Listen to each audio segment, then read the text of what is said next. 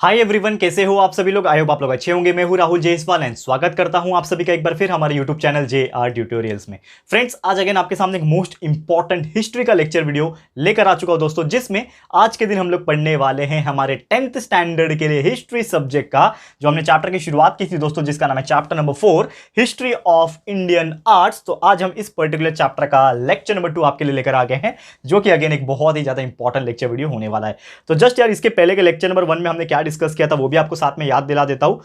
तो हमने डिस्कस किया था दोस्तों विजुअल आर्ट्स क्या होता है, आर्ट्स बेसिकली किस फॉर्म में होते हैं, किस प्रकार के होते हैं, फोल्क आर्ट्स क्या होता है, परफॉर्मिंग आर्ट्स क्या होता है, क्लासिकल आर्ट्स क्या होता है, ये सभी चीज हमने देखा था। इंडियन ट्रेडिशंस के बारे में डिस्कस किया था एंड इसी रिलेटेड ऐसे बहुत सारे टॉपिक्स भी हमने डिस्कस किए थे, ठीक है ना। फोल्क स्टाइल ऑफ पेंटिंग क्या होता है, ये सभी चीज हम डिस्कस कर लिए थे। तो अगर आपने इसके पहले का लेक्चर नंबर 1 नहीं देखा है ना दोस्तों, जरूर से जाके देख लेना। और साथ में आप लोग से एक रिक्वेस्ट और भी मैं करना चाहूंगा कि यार आप लोग नहीं जानते होंगे अगर, तो हमने पूरा का पूरा प्लेलिस्ट अच्छे से बना के रखा है कि जो भी चैप्टर्स है ना हर एक सब्जेक्ट्स के, वो हमने कंप्लीट करके रखे हैं। जैसे कि आपको बता दूं तो साइंस पूरा और पूरा साइंस के साथ पूरा मैथ्स, आपका मैथ्स पार्ट 1 मैथ्स पार्ट 2 पूरा कंप्लीट है। 100% सिलेबस कंप्लीट है, पूरे लेक्चर्स के हिसाब से हमने कंप्लीट किया हुआ है। तो आप प्लेलिस्ट को चेक कर सकते हो। इंग्लिश ग्रामर कंप्लीट है पूरा, और सोशल स्टडीज जितने भी हमारे चैप्टर्स हो चुके हैं वो भी आपको देखने मिल जाएंगे। और आगे के चैप्टर्स तो हम लोग रेगुलर बेसिस पे बना ही रहे हैं। 11th स्टैंडर्ड की बात करूं तो फिजिक्स के रेगुलर लेक्चर्स आ रहे हैं, प्रदीप गिरी सर अपलोड कर रहे हैं वहां पे। और बाकी जो लेक्चर्स है वो मैं मैथ्स के और बायोलॉजी के लेक्चर्स में भी प्रोवाइड कर रहा हूं। केमिस्ट्री के भी लेक्चर्स आपको मिल रहे हैं। तो हर चीज आपको मिल रहा है, बस आप लोग सपोर्ट करते रहो यार, और कंटिन्यूअसली चेक करते रहो, वीडियोस को देखते रहो, बस प्यार देते रहो और कुछ नहीं चाहिए। और साथ में 2 और चैनल है, JR टॉक्स और JR व्लॉग्स, उसको भी आप देख सकते हो अगर आपको अच्छा लगेगा तो। ठीक है, शुरुआत करते हैं। और आज जो सबसे पहले हम लोग को टॉपिक जो पढ़ना है दोस्तों, उसका नाम है क्लासिकल आर्ट्स। ठीक है, क्लासिकल आर्ट्स ऑफ पेंटिंग। अब देखो, पेंटिंग जो हमने देखा था फोल्क स्टाइल ऑफ पेंटिंग, इसके पहले के लेक्चर्स में स्टडी किया था। तो वैसे ही यहाँ पे क्लासिकल आर्ट ऑफ पेंटिंग है, क्लासिकल स्टाइल है, ठीक है ना। पेंटिंग का क्लासिकल स्टाइल भी है। अगर हम बात करें क्लासिकल स्टाइल किस प्रकार होगा वो हम डिस्कस करेंगे। तो इसके हिसाब से अगर बात करें तो जो हमारे एंशियंट जमाना था, यानी कि पुराना जो जमाना था, एकदम पुराना, मिडिवल की बात नहीं कर रहा हूं मैं, एंशियंट मिडिवल मॉडर्न 3 होते हैं ना, तो एकदम एंशियंट जमाने के हिसाब से बात करें तो वो टाइम पे अगर हम बात करें तो ऐसे बहुत सारे अलग अलग प्रकार के पेंटिंग्स हुआ करते थे। तो जनरली ऐसा बोला जाता है लगभग 64 टाइप, 64 टाइप के पेंटिंग्स होते थे।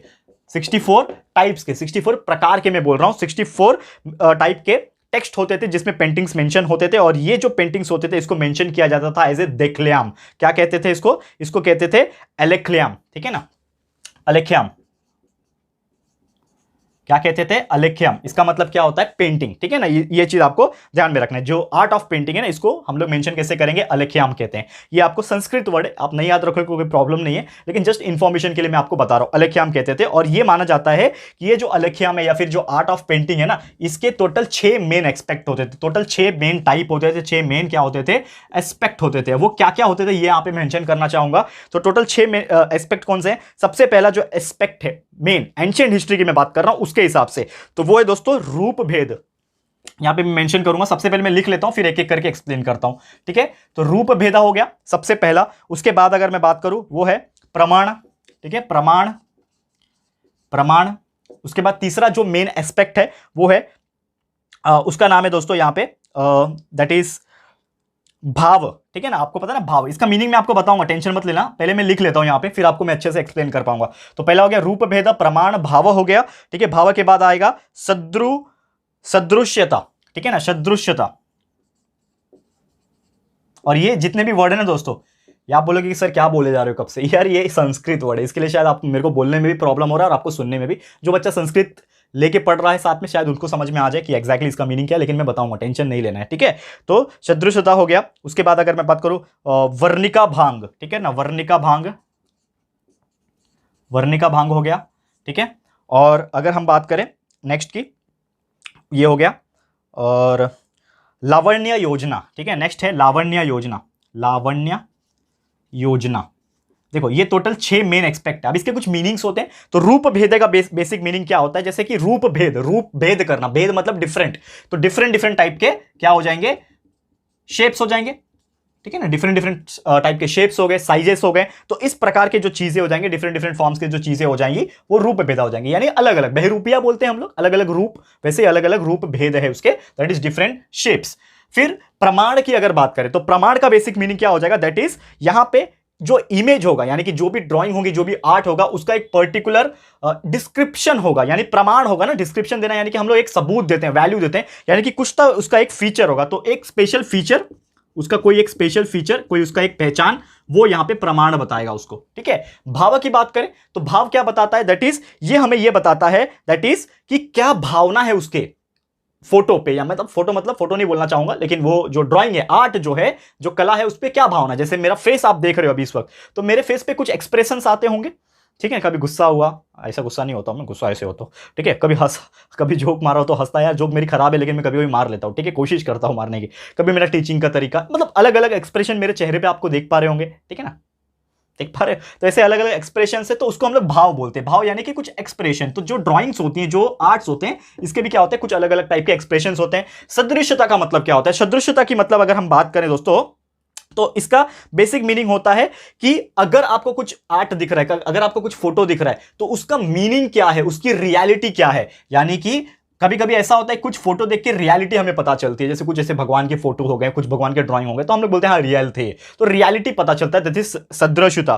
फिर अगर हम बात कर रहे हैं वर्णिका भांग, तो वर्णिका भांग का मतलब होता है किस प्रकार आप कलर का यूज कर रहे हो, कौन कौन से कलर कंपोजिशन यूज, आप कॉम्बिनेशन यूज किया है, वो हमें बताता है। और साथ में है लावण्य योजना, तो लावण्य योजना हमें एस्थेटिक्स बताता है, क्या गुण है उसके। ठीक है ना, एस्थेटिक्स के बारे में बताता है, क्वालिटी के बारे में बताता है। ये सभी चीज हमारे टोटल क्या थे, 6 मेन एक्सपेक्ट है, और ये आप लोग याद रखोगे। ये चाहिए तो स्क्रीनशॉट ले लो, मैंने अच्छे से आपको सामने सामने करके दे दिया है, आप लोग इसको लिख भी सकते हो। ठीक है, क्लियर है? तो उम्मीद करता हूं कि आपको यह चीज बहुत अच्छे से समझ में आ गया होगा।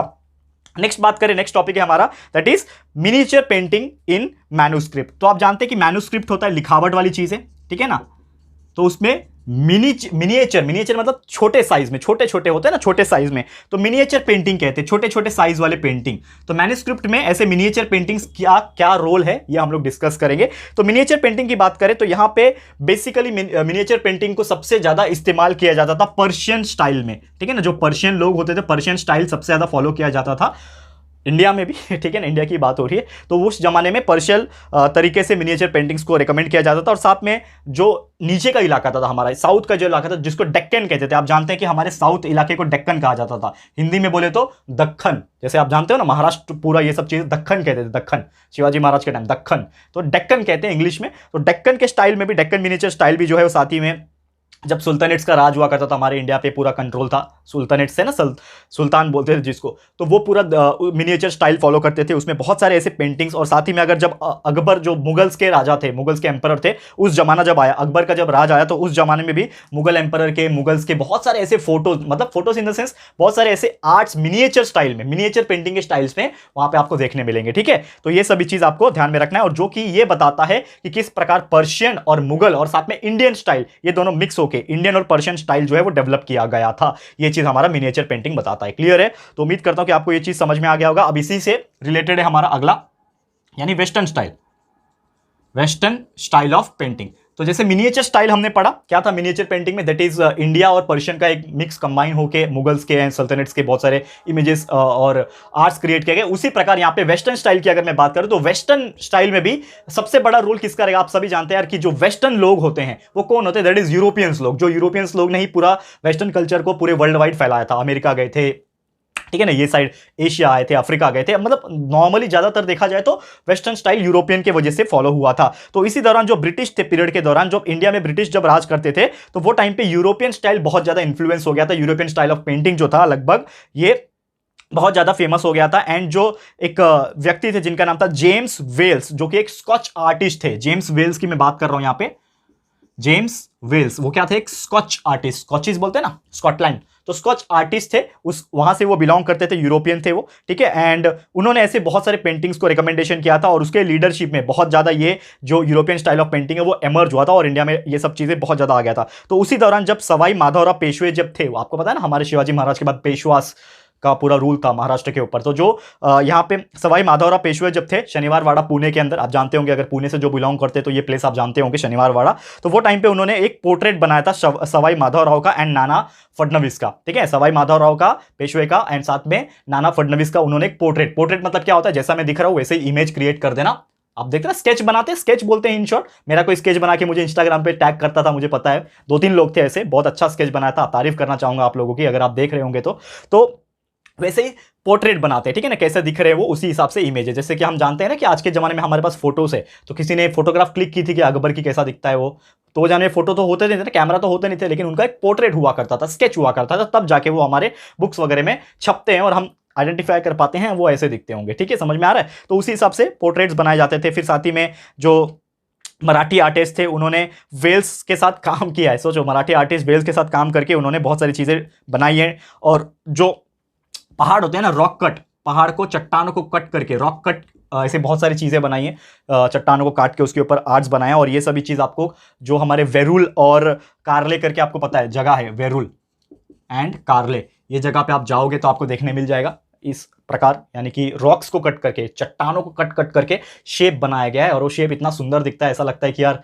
कैसे बना होगा उस जमाने में ये सब चीज़। आप जाओ यार कभी केव्स वगैरह जाओ, अजंता एलोरा जाओ, ये सब वेरुल वगैरह जाओ तो जाके पता चलेगा, ठीक है ना। और साथ ही में जो बहुत सारे उनके ड्राइंग्स थे, जो मैं वेल्स की बात कर रहा हूँ, उनके बहुत सारे ड्राइंग जो है वो प्रिजर्व करके रखे हुए हैं आज भी। जैसे म्यूजियम्स वगैरह में प्रिजर्व करते हैं, वैसे आज भी वो प्रिजर्व करके रखे हुए। कहाँ पे? Yale centre of the British art of Yale university, ठीक है ना, ब्रिटिश का येल यूनिवर्सिटी जो है वहां पे ये चीज प्रिजर्व करके रखी गई है आज भी। और इनकेस अगर आप जाते हो येल यूनिवर्सिटी, ठीक है ना, यूरोप में, तो डेफिनेटली आपको देखने मिल जाएगा, ठीक है। अभी तो आप छोटे हो, लेकिन याद रखना ये सब चीज़ें, ठीक है ना। वैसे ही पोर्ट्रेट्स बनाए जाते थे, पेंटिंग्स बनाए जाते थे, और वो पेंटिंग से ये रियलाइज भी होता था कि किस प्रकार का कैरेक्टर रहा होगा उस पर्टिकुलर इंसान का, ये देख के हमें रियलाइजेशन होता था। तो ये सभी चीज़ें वेस्टर्न स्टाइल बताता था, क्योंकि वेस्टर्न स्टाइल एक्चुअल में क्या होता था कि एग्जैक्ट इमेज बना देना, यानी कि अगर कुछ दिख रहा है, जैसे राहुल सर आपको आप सामने दिख रहे हैं, तो राहुल सर का exactly same to same image बना देना, उसको पोर्ट्रेट कहा जाता है। तो वो राहुल सर का फोटो देख के आप बता सकते हो कि राहुल सर दिखने में कैसे हैं, ठीक है, राहुल सर का व्यवहार कैसा है, बात करने का तरीका कैसा है, स्टूडेंट्स को कितना प्यार करते हैं,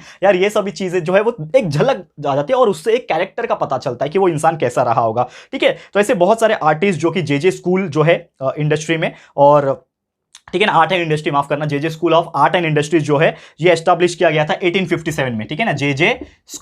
जे school of art and industry जो है इसको 1857 में जो एस्टैब्लिश किया था, वहां पे अभी बहुत सारे जो आर्टिस्ट है एक साथ मिलकर काम करते थे, एंड उन्होंने बहुत सारे यूरोपियन स्टाइल ऑफ पेंटिंग को क्रिएट किए थे। जैसे कि पेस्तोन जी बोमान जी जो है, जो कि यही स्कूल के एक एलमनाई है, यानी कि एक पुराने स्टूडेंट्स रहे हैं, उन्होंने भी बहुत सारे ऐसे पेंटिंग्स क्रिएट किए, और खासकर अजंता पेंटिंग्स जिसको बोलते हैं, अजंता पेंटिंग्स भी वही क्रिएट कर चुके हैं। तो ये सभी चीज हमें वेस्टर्न स्टाइल ऑफ पेंटिंग में दिखाई देने मिलते हैं। क्लियर है? तो उम्मीद करता हूं कि आपको ये चीज भी बहुत ही इजीली समझ में आ गया होगा। चलते हैं हमारे नेक्स्ट टॉपिक पे। नेक्स्ट टॉपिक जो है हमारा दैट इज स्कल्पचरल आर्ट। अब स्कल्पचर क्या होता है ये आप सब जानते हो, नहीं जानते हो तो मैं बता दूंगा, टेंशन नहीं लेना है आपको। स्कल्पचरल आर्ट, अब स्कल्पचर्स का मतलब होता है 3D पेंटिंग। 3D पेंटिंग, इसको बहुत सिंपल लैंग्वेज में याद रखना है, 3D पेंटिंग।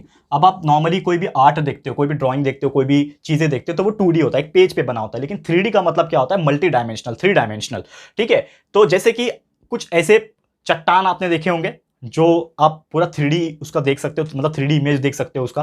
तो ऐसे बहुत सारी चीजें जो होते हैं उसी को हम लोग स्कल्पचरल आर्ट बोलते हैं। जैसे कि कुछ इमेज हो सकते हैं, वो स्टैचू हो सकता है, किसी का पुतला हो सकता है, ठीक है ना। ऐसे बहुत सारी चीजें जो हो सकते हैं उसको हम लोग क्या बोलते हैं?